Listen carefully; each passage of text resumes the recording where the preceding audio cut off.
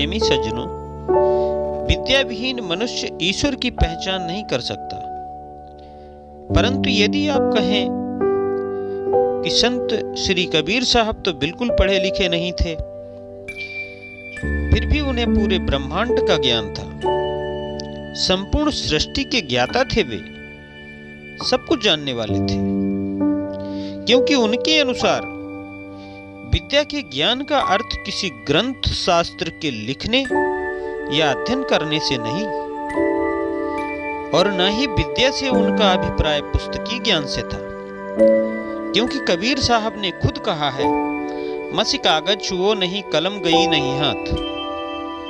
तो फिर कौन सी विद्या थी उनके पास जिससे वो सबके अंदर की जानने वाले थे,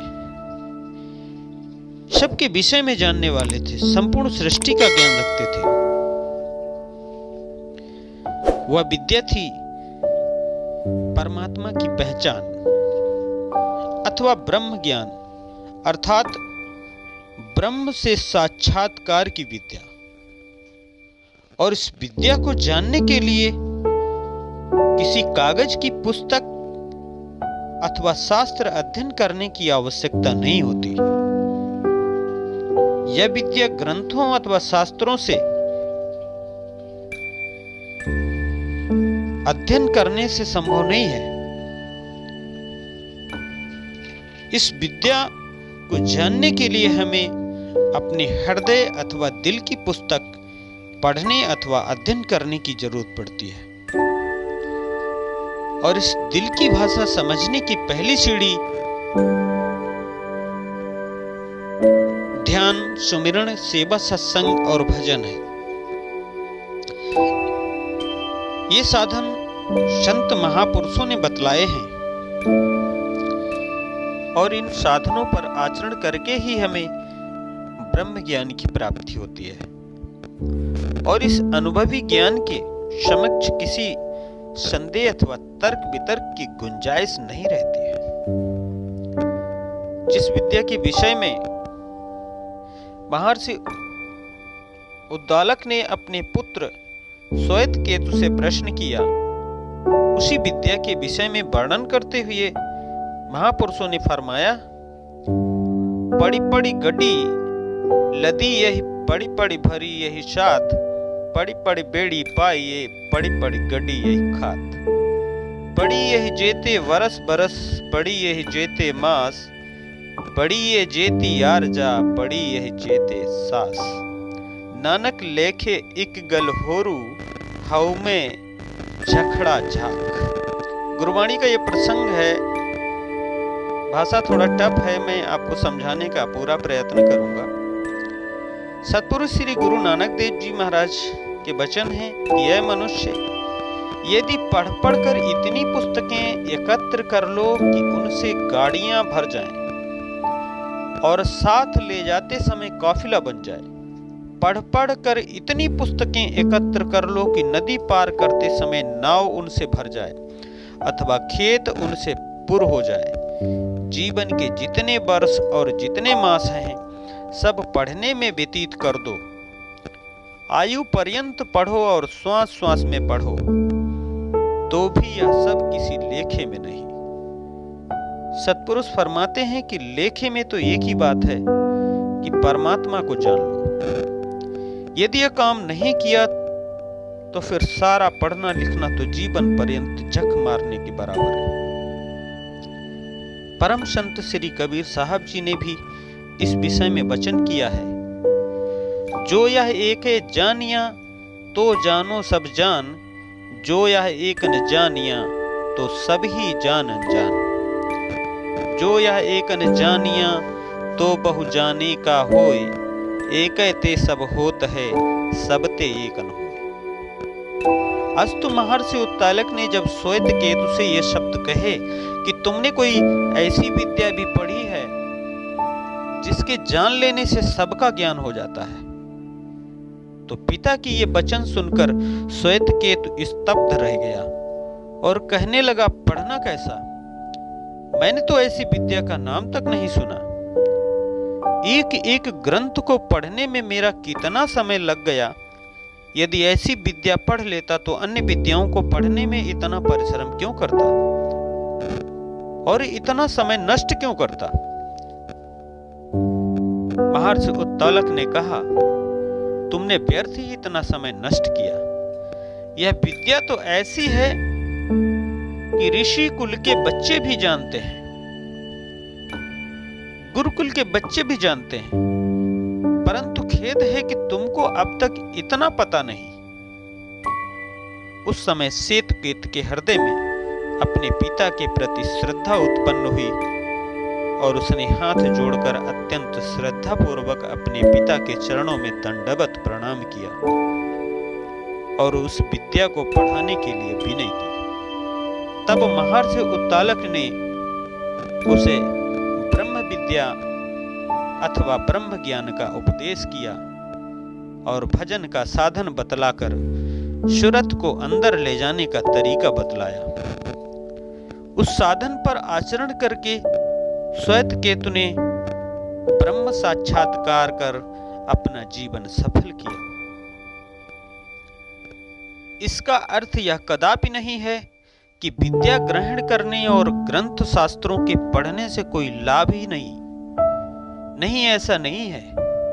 विद्या अध्ययन करना अति उत्तम है, क्योंकि इससे मनुष्य का मन मस्तिष्क विकसित होता है और विचार शक्ति जागृत होती है, जिससे वह प्रत्येक वस्तु के विषय में ठीक ठीक समझ सकता है।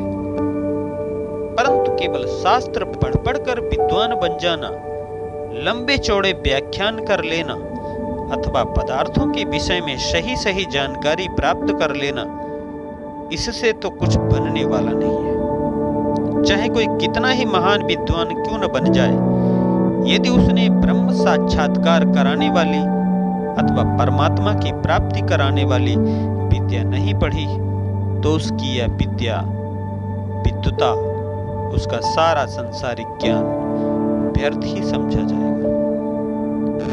प्रातः स्मरणीय श्री परमहंस दयाल जी महाराज ने एक बार श्री वचन फरमाए कि एक विद्वान व्यक्ति एक बार नदी पार करने के लिए नाव में सवार हुआ। कुछ पल बाद आकाश की ओर देखकर उस विद्वान महोदय ने नाविक से पूछा, कहो भाई, तुम्हें खगोल विद्या आती है? नाविक ने उत्तर दिया, साहब मैं क्या जानूं खगोल विद्या, मुझे तो सिर्फ नाव चलानी आती है। विद्वान ने कहा, खेद है, तुम्हारे जीवन का 1/4 भाग तो यूं ही चला गया। कुछ आगे चलकर नदी के दोनों ओर अनाज के गहरे हरे भरे लहलहाते खेतों तथा वृक्षों को देखकर उस विद्वान ने पुनः पूछा, वनस्पति विज्ञान के विषय में कुछ जानते हो? नाविक ने फिर उत्तर दिया, हुजूर मैंने तो यह नाम ही पहली बार सुना है, मैं इसके बारे में जानना तो बड़ी बात है। विद्वान महोदय बोले, खेद, तुम्हारे जीवन का 2/4 भाग भी अखारत चला गया। थोड़ी देर बाद विद्वान व्यक्ति का ध्यान नदी के जल की गति पर पड़ा तो उसने फिर प्रश्न किया, गणित के विषय में तुम्हें अवश्य ही जानकारी होगी। नाविक बेचारा क्या कहता, विद्वान की बातें सुनकर मौन हो रहा। यह देखकर विद्वान ने कहा, खेद, तुम्हारे जीवन का 3/4 भाग भी व्यर्थ चला गया। अभी ये बातें हो ही रही थी कि एकाएक जोरों का तूफान आया और नाव उलटने को हुई। तो नाविक ने पानी में छलांग लगाई और विद्वान को संबोधित करते हुए कहा, साहब आप भी तैर कर आ जाइए। विद्वान महोदय बोले, भाई कैसे आए, हमें तैरना बिल्कुल नहीं आता। उनकी बातों से नाविक जला भुना तो पहले से ही बैठा था। उनका उत्तर सुनकर बोला, तब तो आपका सारा जीवन ही नष्ट हो गया, अब अंतिम यात्रा की तैयारी कीजिए। यह कथा सुनाकर श्री परमहंस दयाल जी ने फरमाया कि वह विद्या किस काम की जो मनुष्य को मौत की कष्टों से बचाने में कुछ भी सहायता न दे सके। इसलिए यत्न करके वह विद्या अर्थात ब्रह्म विद्या प्राप्त करनी चाहिए, जिससे परलोक का मार्ग खुशी खुशी कट जाए और मनुष्य संसार सागर से सुगमता पूर्वक पार हो जाए। विद्या को हम बुरा नहीं कहते। विद्या अति उत्तम वस्तु है। विद्या की महानता एवं श्रेष्ठता से भला कौन इनकार कर सकता है। विद्या तो मनुष्य का आभूषण है। परंतु यह भी एक अकाट्य सत्य है कि संसार की हर प्रकार की विद्या में दक्ष हो जाने पर भी यदि मनुष्य ने वह वास्तविक विद्या प्राप्त नहीं की, जिससे आत्मा अथवा परमात्मा की पहचान होती है, तो फिर मानो उसका सब पढ़ना लिखना व्यर्थ। और यह वास्तविक विद्या पूर्ण सद्गुरु की शरण ग्रहण कर उनकी आज्ञा मौज अनुसार आचरण में जीवन बिताने से ही आती है। सद्गुरु की आज्ञा मौज के सांचे में जीवन को ढाले बिना और उनके वचनों पर आचरण किए बिना चाहे कोई कितनी ही विद्या क्यों न पढ़ ले, उसकी यह विद्या किसी लेखे में नहीं है। इसलिए प्रेमी सज्जनों, समय के पूर्ण सद्गुरु की शरण ग्रहण कर उनके वचनों के अनुसार आचरण में जीवन व्यतीत करो और परमात्मा साक्षात्कार करके अपना जन्म सफल कर लो।